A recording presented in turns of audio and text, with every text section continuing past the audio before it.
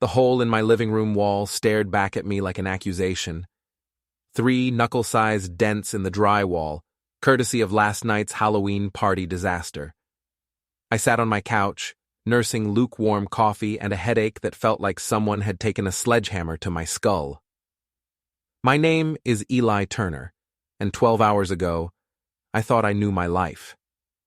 District manager for a chain of family restaurants, married to the most beautiful woman in Willow Hill, living in a house that still smelled faintly of fresh paint from our last renovation. Now I'm staring at evidence of my complete humiliation, waiting for my wife to come home from wherever she spent the night. The party had been at Richard Kens's place, our neighbor who fancied himself the next great American novelist, but mostly just drank expensive whiskey and complained about the publishing industry. Everyone from our social circle showed up in costume. Alicia went as Catwoman, tight leather that made every man at the party forget their own wives existed. I went as a detective, which now seems ironically appropriate. The costume party became my personal nightmare around 11 p.m. I'd been looking for Alicia to tell her I was ready to leave when I found her in Richard's kitchen, pressed against the counter with Dominic Fraser's hands, exploring places that belonged to me. Dom worked at the local factory, spent more time at the gym than seemed humanly possible, and apparently had been spending time with my wife. When I confronted them, Alicia laughed it off as just party fun, while Dom smirked like he'd won some prize. The argument escalated. Dom suggested maybe I wasn't man enough to keep my wife satisfied. That's when my fist met the wall instead of his face. Probably the smartest decision I made all night. The front door clicked open, interrupting my bitter memories. Alicia walked in, still wearing yesterday's clothes, her Catwoman makeup smeared, but somehow still managing to look stunning. She had that guilty look people get when they know they've been caught, but haven't figured out their excuse yet. "Morning, honey," she said, trying for casual and missing by miles. "You're up early." "Never went to sleep," I replied, gesturing toward the wall. "Had some thinking to do." She glanced at the damage and sighed. "Eli, about last night." "Save it." I stood up, walking to the kitchen island where her phone sat forgotten. "You left this behind. Funny thing about phones, they keep working even when their owners are busy elsewhere." Her face went pale. "You went through my phone?" "Didn't have to. The notifications kept lighting up the screen. Interesting reading material, Alicia. Really fascinating stuff." The messages had been a revelation, not just from Dom, but group chats with her best friend Susie Caldwell, the same Susie who'd been at the party, cheering on Alicia's behavior like some twisted wingwoman. They'd been planning these encounters for weeks, laughing about my obliviousness, making jokes about my boring husband routine. "Eli, I can explain." "Can you explain why Dom knows about that birthmark on your hip, the one you told me was just for my eyes?" I watched her flinch. "Or maybe you can explain why Susie thinks it's hilarious that I still bring you coffee in bed every morning while you're texting other men." Alicia's composure cracked. "It's not what you think. We were just..." "Just what? Having a laugh at my expense? Planning your next secret meeting while I work 60-hour weeks to pay for this house, this life, everything you claim to want?" Before we deeper into this story, I have one small request. Please subscribe, drop a like, comment, and hit that hype button to boost this channel so more people can discover these incredible Reddit stories. She tried a different approach, stepping closer with those green eyes that used to make me forget my own name. "Honey, you're overreacting. It was just flirting. Nothing serious happened." I held up her phone, scrolling to a particularly detailed message from 3 days ago. "Should I read this one out loud? The one where you describe exactly what you want Dom to do to you in the motel on Route 9? Her face flushed red. "You had no right." "I had every right. I'm your husband.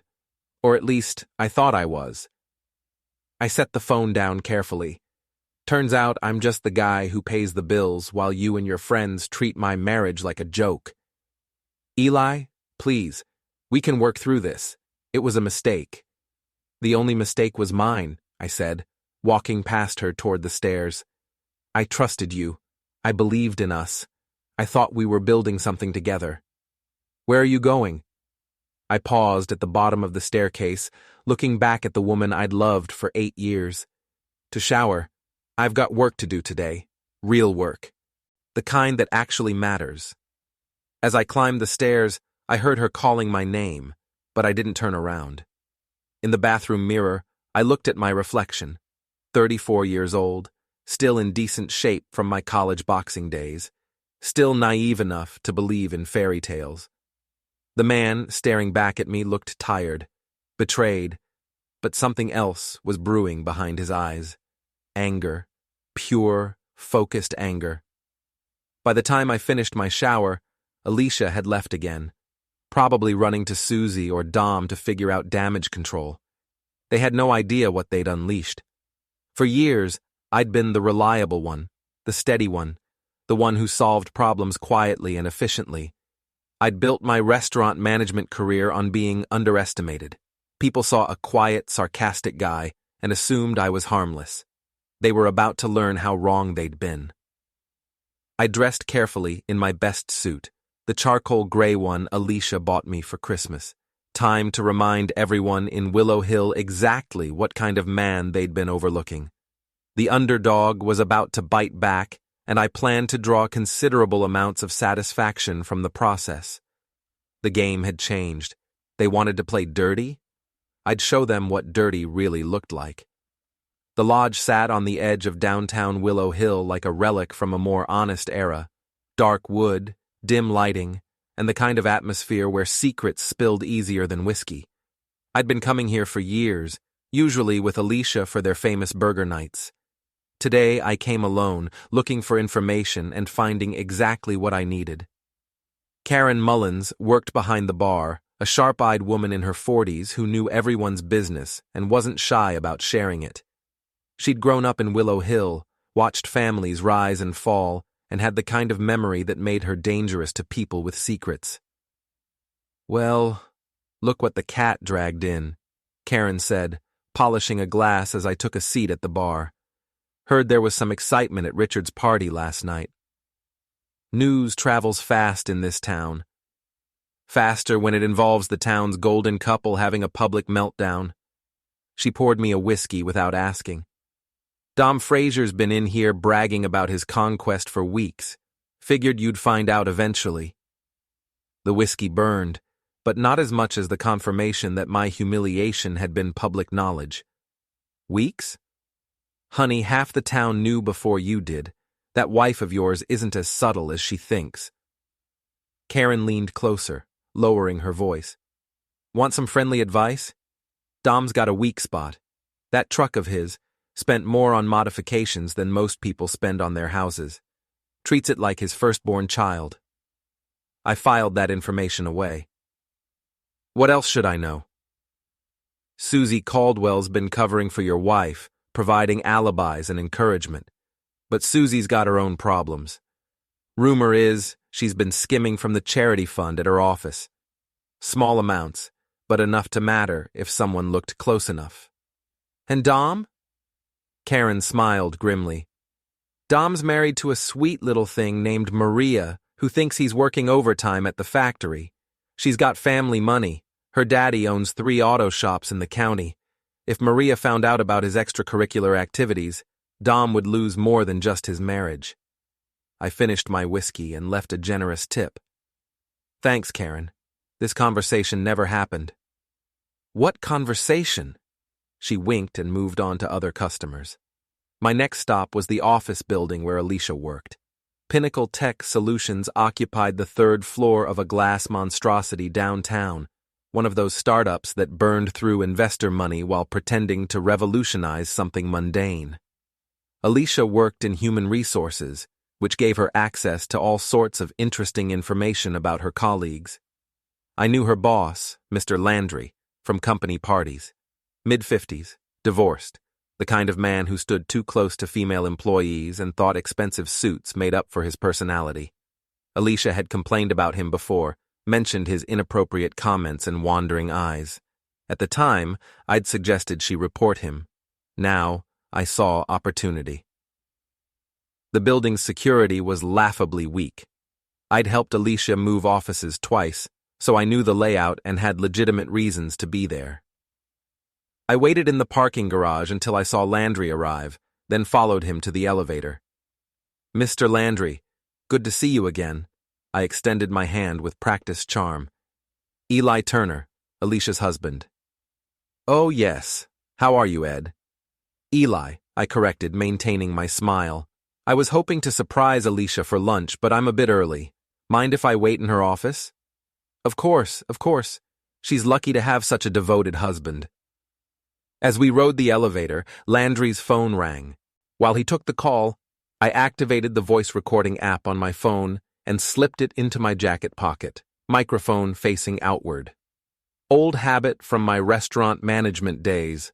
I'd learned to document everything when dealing with difficult employees or customers. The conversation that followed was exactly what I'd hoped for. Landry spent 5 minutes detailing his weekend plans, which involved a strip club and several married women from the office.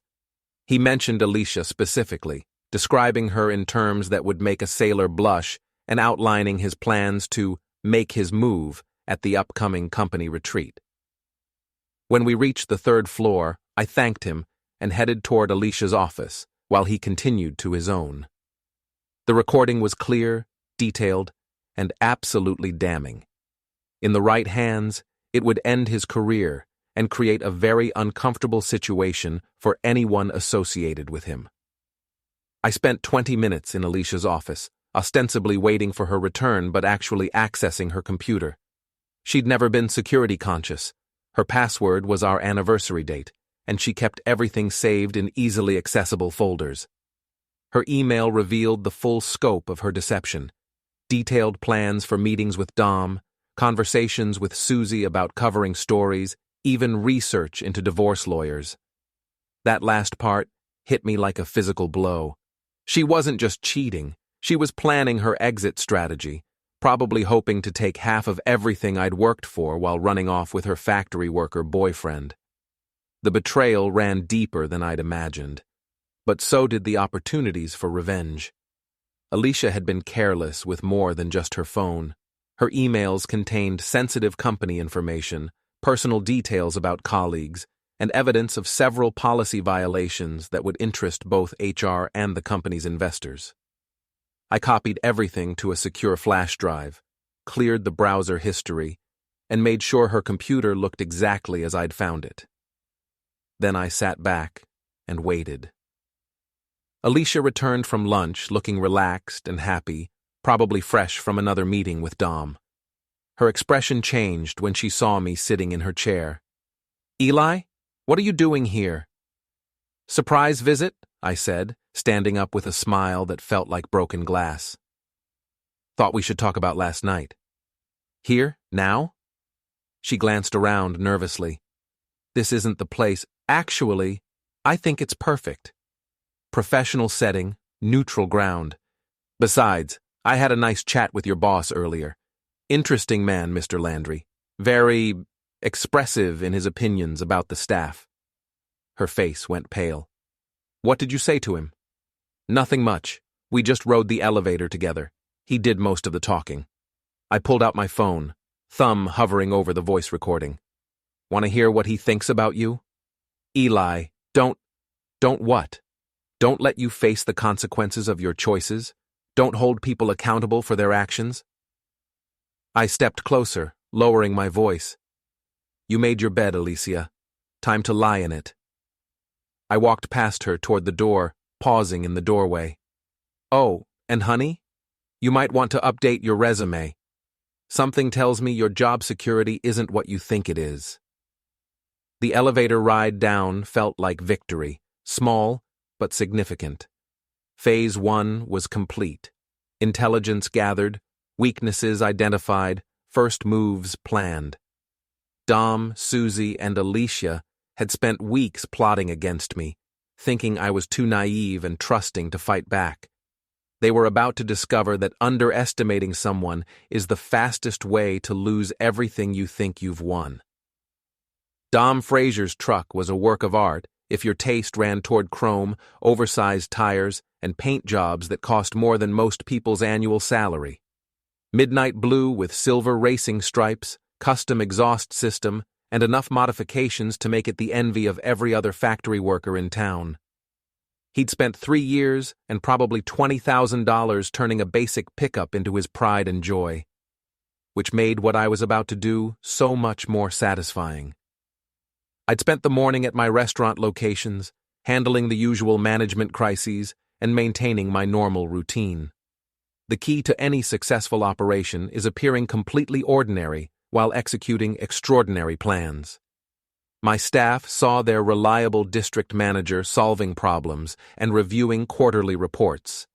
They had no idea I was planning the systematic destruction of 3 people's lives. The auto shop where Dom worked was on the industrial side of town, surrounded by chain-link fences and the kind of businesses that dealt in honest labor.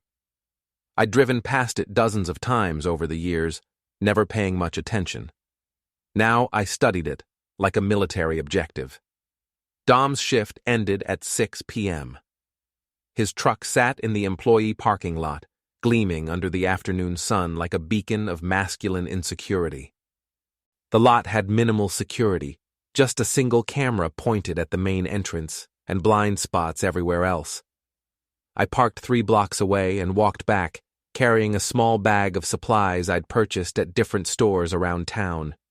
Sugar, super glue, a few other items that would create maximum damage with minimal evidence. The beauty of revenge is in the details. Make it personal, make it hurt, but leave no fingerprints. The truck's locks were electronic, but Dom had made a classic mistake. He'd hidden a spare key in one of those magnetic boxes under the rear bumper, probably for emergencies. I'd watched him retrieve it once when we'd all gone out together, back when I thought he was just Alicia's harmless friend. The interior of his truck was as obsessively maintained as the exterior. Custom leather seats, upgraded sound system, air fresheners that smelled like expensive cologne. Everything perfectly arranged to impress women who weren't his wife. I worked quickly and methodically. Sugar in the gas tank was a myth. It wouldn't actually damage the engine, but corn syrup in the oil reservoir would create expensive problems. Super glue in the door locks would be annoying but not permanent. The real artistry came in the details. I rearranged his seat settings, changed all his radio presets to classical music stations, and left a small note tucked under his visor. "Hope your ride's as smooth as your pickup lines. A concerned citizen." The final touch was pure psychology. I knew Dom kept a photo of his truck on his phone's wallpaper. He'd shown it off at parties, proud as any new father. So I took a picture of the truck's interior with my phone, making sure to capture the note and the obvious signs of intrusion, then sent it to him anonymously from a burner phone app. The message was simple. Nice truck. Would be a shame if something happened to it. I was back in my own car when my phone buzzed with Dom's panicked response to the photo. He'd received it while still at work, probably showing it to his buddies and trying to figure out who had access to his precious vehicle. The psychological impact would be worse than any physical damage, the knowledge that someone had violated his sanctuary, touched his most prized possession, and done it with surgical precision. But I wasn't finished with Dom, not even close. My next stop was the town hall, where public records were available to anyone willing to do the research. Dom's marriage license, property records, tax information, all public knowledge if you knew where to look. What I found was even better than I'd hoped. Dom and his wife Maria owned their house jointly, but the down payment had come from her family's money. His name was on the deed, but her father had co-signed the mortgage. More importantly, Maria's family was deeply religious, active in the local Catholic Church, and had strong opinions about marriage and fidelity. I made copies of everything, building a comprehensive file on Dom's vulnerabilities. His truck was just the beginning, a warning shot to let him know someone was watching. The real damage would come when Maria learned about his extracurricular activities. That evening, I drove past Dom's house, a modest 2-story in one of the newer subdivisions. Lights were on in the kitchen, and I could see Maria through the window, preparing dinner for her cheating husband. She looked happy, content, completely unaware that her marriage was built on lies. Soon, she'd know the truth. But timing was everything in revenge, just like in business. Strike too early, and your target can recover. Strike too late, and the moment passes. The art is in finding that perfect moment when maximum damage is guaranteed. My phone rang as I drove home. Richard's name appeared on the screen. "Eli, you magnificent bastard," he said without preamble. "I heard about Dom's truck situation. Please tell me you're responsible for that work of art." "I have no idea what you're talking about." "Right. Well, whoever did it has my admiration. Dom spent the afternoon calling everyone he knows, trying to figure out who violated his precious baby. He's paranoid as hell, looking over his shoulder like someone's going to jump out of the bushes. Sounds stressful for him. The best part is, he can't report it to the police. What's he going to say? Someone left him a note and took a picture? No actual damage, no real crime, just psychological warfare at its finest." Richard was right. The beauty of this approach was its subtlety. Dom knew he'd been targeted, but he couldn't prove anything or take any meaningful action. He could only wait and wonder when the next shoe would drop. "How's Alicia handling the situation?" Richard asked. "She's been quiet today, probably trying to figure out damage control." "And you're just getting started, aren't you?" "I'm not getting started with anything. I'm just a heartbroken husband trying to process his wife's betrayal." "Of course you are. Well, this heartbroken husband has my full support. If you need anything, and I mean anything, just ask."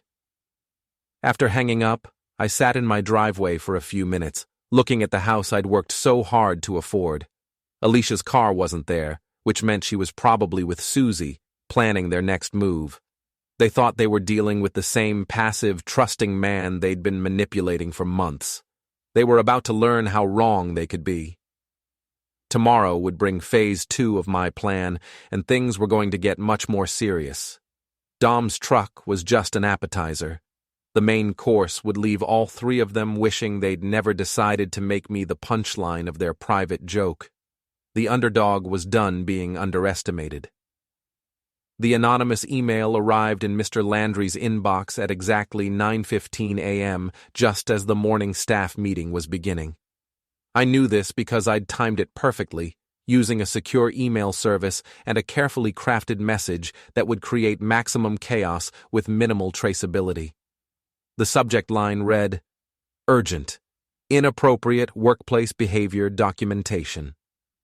The email contained the audio recording from our elevator conversation, along with a professional summary of policy violations and potential legal liabilities. I'd written it in the style of a concerned employee, someone who'd accidentally overheard the conversation and felt morally obligated to report it. The beauty of the plan was its simplicity. Landry's own words condemned him, and Alicia's association with him would create guilt by proximity. Companies like Pinnacle Tech lived in terror of harassment lawsuits, and they typically responded to such allegations with swift, decisive action. I was in my own office, reviewing inventory reports, when my phone rang. Alicia's name appeared on the screen, and her voice was frantic when I answered. "Eli, something terrible is happening at work. Mr. Landry was just escorted out by security, and HR wants to interview everyone who worked closely with him." "That sounds serious," I said, maintaining perfect calm. "What did he do?" "Someone recorded him making inappropriate comments about female employees. The audio it's really bad, Eli. He mentioned me specifically, said things that make me look like I was encouraging his behavior." "Were you encouraging his behavior?" "Of course not. But you know how he was at company parties, always standing too close, making those comments. I just tried to be professional and polite. I'm sure HR will understand that." "I don't think they will. They're treating this like a major liability issue. Anyone associated with Landry is being viewed as a potential problem." Her voice cracked slightly. "Eli, I think I'm going to be fired." "I'm sorry to hear that, honey. Is there anything I can do to help?" Could you Could you call them? Vouch for my character? Tell them I never encouraged his behavior?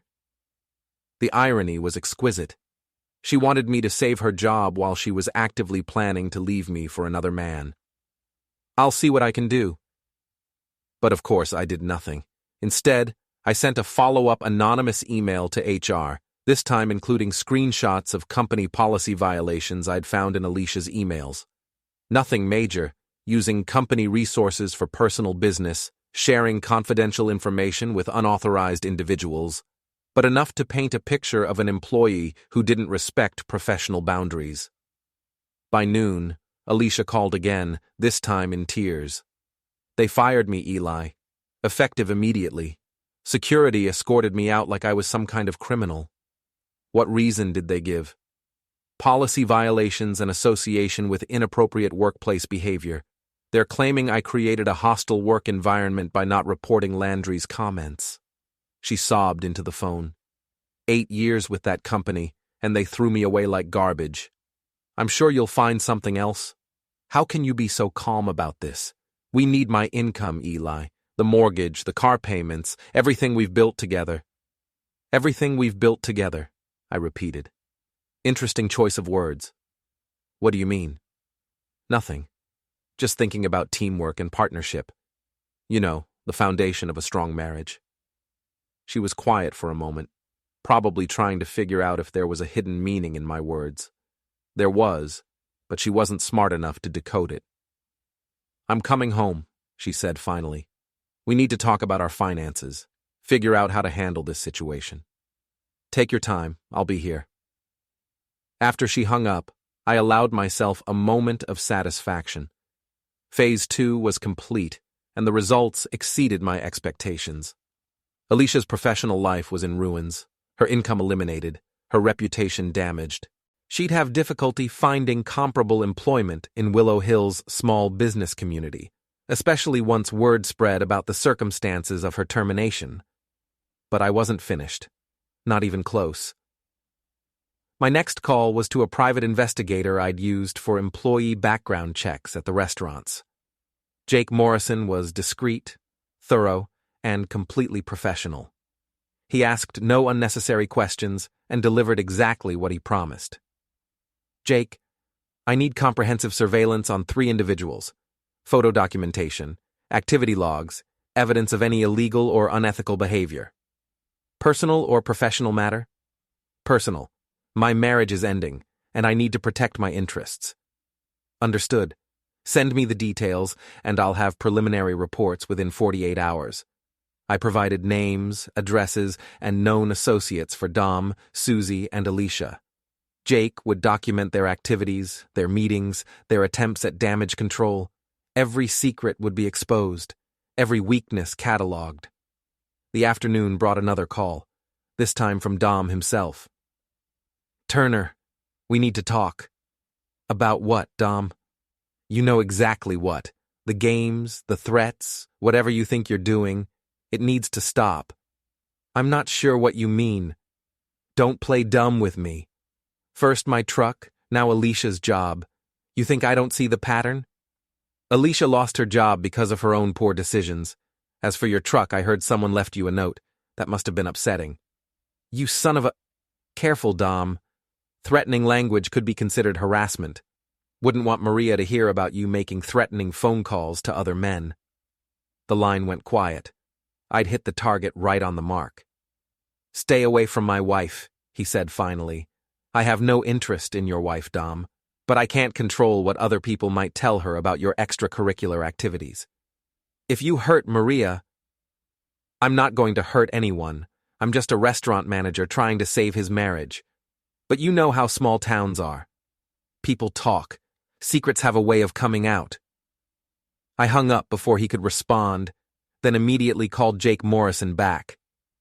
Change of plans on that surveillance. I need you to focus on the male subject first. Priority documentation of any meetings with married women, particularly my wife. Full photo documentation, admissible quality. Understood. How quickly do you need results? Yesterday would be good. Tomorrow will have to do. The pieces were falling into place perfectly. Dom was panicking, making mistakes, probably confiding in people who couldn't be trusted. Alicia was desperate, her financial security destroyed, her options limited.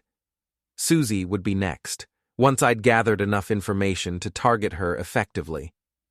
They'd thought they were playing games with a passive victim. Instead, they'd awakened something much more dangerous, a man with nothing left to lose and the intelligence to destroy them systematically. The reckoning was just beginning. Jake Morrison's surveillance photos were works of art. Crystal-clear images of Dom and Alicia entering the Route 9 motel, timestamps showing they'd been meeting there twice a week for over a month. More importantly, he'd captured Dom's license plate, Alicia's distinctive red coat, and several shots of them embracing in the parking lot. But the real prize was the video footage Jake had obtained from the motel's security system. The owner, facing financial difficulties, had been surprisingly cooperative when Jake explained he was investigating insurance fraud. For $500, we had copies of every relevant recording from the past 6 weeks. I sat in my office, reviewing the evidence with the detached professionalism I'd learned from years of dealing with employee theft and misconduct. Every detail documented, every timeline verified, every piece of evidence legally obtained and admissible in court. My phone buzzed with a text from Alicia. "Job interview this afternoon. Wish me luck." I almost laughed. She was still playing the role of devoted wife, pretending our marriage had a future while planning her escape with Dom. The job interview was probably real. She'd need income to support her new lifestyle. But her timing was terrible. Because today was the day Maria Fraser learned the truth about her husband. I'd spent considerable time researching Maria's background, understanding her personality and values. She was a kindergarten teacher at the local Catholic school, deeply involved in church activities, and came from a traditional family that took marriage vows seriously. She was also smart, independent, and had access to significant family resources. The package I'd prepared for her was comprehensive but tasteful. No explicit images, nothing that would traumatize her unnecessarily. Just clear documentation of her husband's infidelity, presented in a professional folder with a simple note. "I thought you deserved to know the truth. A concerned friend." I delivered it personally, leaving the package in her mailbox while she was at work. The timing was perfect. She'd find it when she arrived home, giving her time to process the information before Dom returned from his shift. Then I drove to the lodge and waited. Karen was working the afternoon shift, and the bar was nearly empty except for a few regulars watching sports on the mounted televisions. I ordered whiskey and settled in to wait for the fireworks. "You look pleased with yourself," Karen observed, polishing glasses with practiced efficiency. "Just having a good day. Heard Alicia lost her job yesterday. Shame about that." "These things happen." "Sure they do." She smiled knowingly. "Word is Dom Fraser's been acting paranoid lately, looking over his shoulder, jumping at shadows. His co-workers think he's losing his mind. Stress can do that to a person, especially when that stress involves angry husbands and cheating wives." My phone rang at exactly 6:47 p.m. Dom's name appeared on the screen, and his voice was raw with panic when I answered. "You destroyed my marriage, you bastard." "I have no idea what you're talking about." "Maria knows everything. Someone sent her photos, documents, recordings. She threw me out of the house, called her father, threatened to take everything I own." "That sounds difficult for you." "I know it was you. I know you're behind all of this." "I'm just a restaurant manager, Dom. I don't have access to private investigators or surveillance equipment. Maybe Maria found out on her own. Women have intuition about these things." "She's filing for divorce tomorrow. Her father's already called his lawyer." "I'm sorry to hear that. Divorce is always painful. This isn't over, Turner. You think you've won, but you have no idea what you're dealing with." "Actually, I think I do. I'm dealing with a man who destroyed his own marriage by sleeping with other men's wives. The consequences of those choices aren't my responsibility." I hung up and ordered another whiskey, feeling genuinely satisfied for the first time in weeks. Dom's marriage was finished, his financial security destroyed, his reputation in ruins. Maria's family money would be protected by prenuptial agreements and smart lawyers, leaving Dom with nothing but his factory job and his damaged truck. But the evening wasn't finished. At 8:15 p.m., Susie Caldwell walked into the lodge, looking around nervously until she spotted me at the bar. She approached with the kind of forced confidence people use when they're terrified but trying not to show it. "We need to talk," she said, sliding onto the bar stool next to mine. "About what?" "About whatever game you're playing. Dom's marriage is over, Alicia lost her job, and now you're sitting here drinking like you're celebrating." "Maybe I am celebrating. My wife's lover is getting divorced, and my wife is facing the consequences of her choices. Seems like justice to me." "Alicia is your wife. You're supposed to protect her, not destroy her."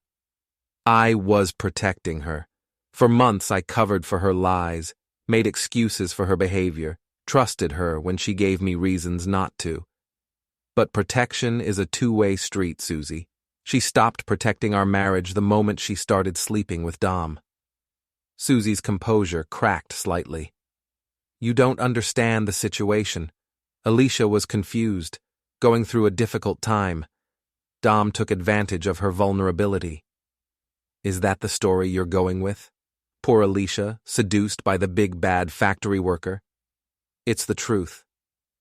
The truth is that you encouraged her every step of the way. I've seen the text messages, Susie. Your cheerleading, your advice, your help covering her tracks. You're as responsible for this situation as anyone." Her face went pale. "You can't prove anything." "Can't I?" I pulled out my phone, scrolling through screenshots I'd taken from Alicia's email account. "Want me to read some of your messages out loud? The ones where you call me a clueless fool and encourage Alicia to have her fun while she can?" "Those were private conversations." "Nothing's private when it involves my marriage. You made yourself part of this situation, Susie. Now you get to face the consequences." She stood up abruptly, her chair scraping against the floor. "This isn't over, Eli. You think you're so smart, so in control, but you're making enemies you can't afford to have." "I already had enemies. I just didn't know it yet." After she left, Karen refilled my glass without being asked. "That woman's got secrets of her own," she said quietly. "The kind that would interest her employer and her husband. I imagine she does. Shame if someone were to start asking the right questions." I raised my glass in a mock toast. To asking the right questions. The trap had sprung perfectly. Dom's marriage was destroyed, his financial security eliminated. Alicia's career was in ruins, her income gone, her reputation damaged. Susie was panicking, making mistakes, probably planning desperate measures that would only make things worse. They'd underestimated me completely, treating me like a harmless fool while they destroyed everything I'd worked to build. Now they were learning what happened when you awakened something that should have been left sleeping. The reckoning was far from over. The Willow Hill Summer Fair occupied the entire town square, complete with carnival rides, food vendors, and a makeshift stage where local bands performed for crowds of families enjoying the warm evening. It was the kind of wholesome community event that made our town feel like something from a Norman Rockwell painting, which made it the perfect setting for the final act of my revenge. I'd spent 2 weeks preparing for this moment, coordinating every detail with the precision I normally reserved for restaurant operations. The fair's public address system, the timing of events, the positioning of key players, everything had to be perfect for maximum impact. Jake Morrison had provided the final pieces of evidence I needed: comprehensive documentation of Alicia, Dom, and Susie's activities, including their desperate attempts to salvage their situations. Dom had been staying at the same Route 9 motel where he'd met my wife, his marriage and home lost to Maria's righteous anger. Alicia had been job hunting unsuccessfully, her reputation preceding her around Willow Hill's small business community. Susie had been trying to manage the crisis, coordinating damage control while hiding her own vulnerabilities. They thought they were dealing with isolated problems. They had no idea I'd orchestrated every setback, planned every revelation, timed every consequence for maximum psychological impact. The fair's organizers had been surprisingly cooperative when I'd volunteered to help with the evening's entertainment coordination. They needed someone with management experience to handle logistics, and I'd built a reputation in town as a reliable, competent professional. Nobody questioned my access to the sound system or my interest in the technical details. At 7:30 p.m., as the main stage entertainment was preparing to begin, I sent identical text messages to Alicia, Dom, and Susie. "Meet me at the old bandstand behind the fair. Time to end this properly. Come alone." The old bandstand sat in a small park adjacent to the main fair grounds, connected by a walking path, but separated enough to provide privacy. It was the kind of place where people went to have serious conversations away from crowds and curious neighbors. I arrived first, positioning myself where I could see all three approach routes while remaining hidden in the shadows. The bandstand itself was wired with a small, portable transmitter I'd purchased online. Nothing sophisticated, just a basic device that could override the fair's PA system for a few crucial minutes. Dom arrived first, looking haggard and desperate. His usual swagger was gone, replaced by the hunted expression of a man who'd lost everything and knew it. He paced nervously around the bandstand, checking his phone and scanning the darkness for threats. Alicia came next, walking carefully in heels that weren't designed for park paths. She looked beautiful as always, but there was something brittle in her composure, like expensive china with hairline cracks waiting to shatter. Susie was last, approaching cautiously and obviously reluctant to be there. She'd probably tried to talk the others out of coming, recognizing the meeting for what it was, a trap. When all three were gathered in the bandstand, arguing in low voices about who had sent the message and whether they should leave, I stepped out of the shadows. "Thank you all for coming," I said, my voice carrying clearly in the evening air. "I thought it was time we had an honest conversation." "Eli," Alicia started, "we need to talk about—" "About what? About how you've been planning to divorce me while sleeping with Dom? About how Susie's been helping you cover your tracks while skimming money from her office charity fund? About how all three of you have been treating my life like your personal entertainment?" Dom stepped forward aggressively. "You're the one who destroyed my marriage, sent those photos to Maria." "I didn't destroy your marriage, Dom. You did that yourself when you decided to sleep with other men's wives. I just made sure the truth came to light." "You manipulated everything," Susie accused. "Alicia's job, Dom's situation, all of it. You orchestrated this whole thing. I simply allowed consequences to occur. You made the choices. I just stopped protecting you from the results." Alicia tried a different approach, stepping closer with tears in her eyes. "Eli, please. We can work through this. I made mistakes, but we can rebuild." "Rebuild what? Our marriage? The one you were already planning to end?" "I found the divorce papers on your laptop, Alicia, the financial projections, the property division plans. You weren't confused or vulnerable. You were calculating." Her mask finally slipped, revealing the cold anger underneath. "You had no right to go through my personal files. I had every right. I was your husband, or at least I thought I was." "What do you want?" Dom demanded. "Money? An apology? What's it going to take to end this?" I smiled, pulling out my phone and activating the transmitter. "I want everyone to know the truth, all of it." The device connected to the fair's PA system with a soft electronic chirp. Suddenly, our conversation was being broadcast to the entire summer fair.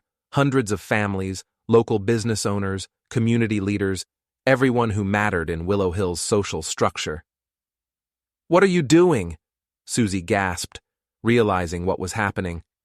"Giving you the audience you deserve," I said, my voice now echoing across the fairgrounds.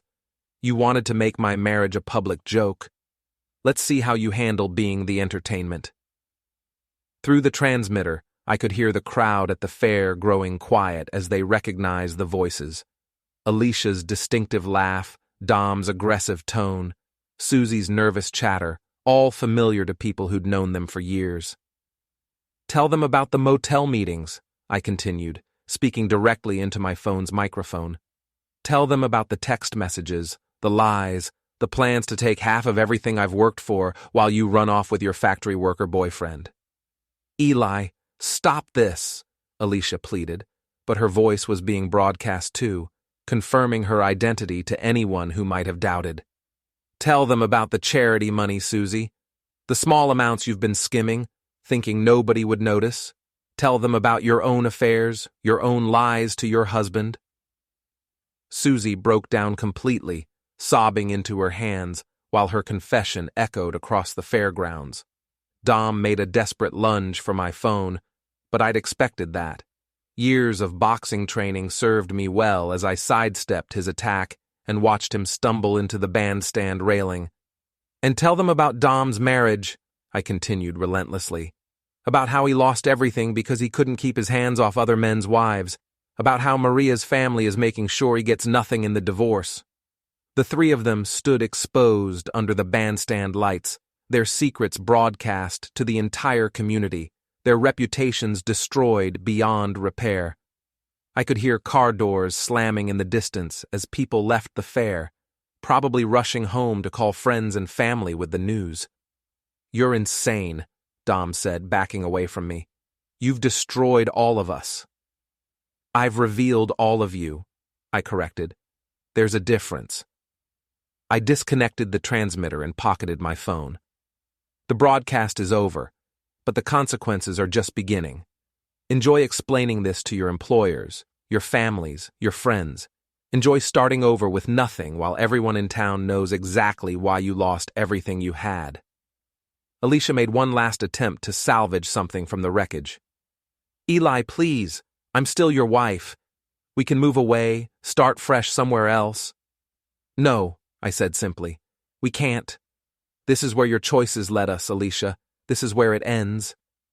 I walked away from the bandstand, leaving the three of them to face the crowd of curious townspeople who were beginning to arrive, drawn by the broadcast and hungry for details. Behind me, I could hear Alicia calling my name, Dom cursing, Susie still sobbing. At the edge of the park, Richard was waiting with a bottle of whiskey and 2 glasses. "That," he said, pouring generous amounts, "was absolutely magnificent, brutal, comprehensive, and completely deserved." "It's finished," I said, accepting the glass. "Oh, it's more than finished. It's legendary. People will be talking about tonight for years." We stood in comfortable silence, watching the chaos unfold in the distance. Police cars were arriving, probably called by concerned citizens who'd heard the broadcast. Reporters from the local newspaper were setting up cameras. The story would be front-page news by morning. "Any regrets?" Richard asked. I considered the question seriously. 3 lives destroyed, a community scandal that would last for months, my own marriage ended in the most public way possible. "No," I said finally. "They made their choices. I just made sure they faced the consequences." "To consequences," Richard raised his glass. "To consequences," I agreed. The reckoning was complete. The underdog had become the villain, and everyone would remember exactly why.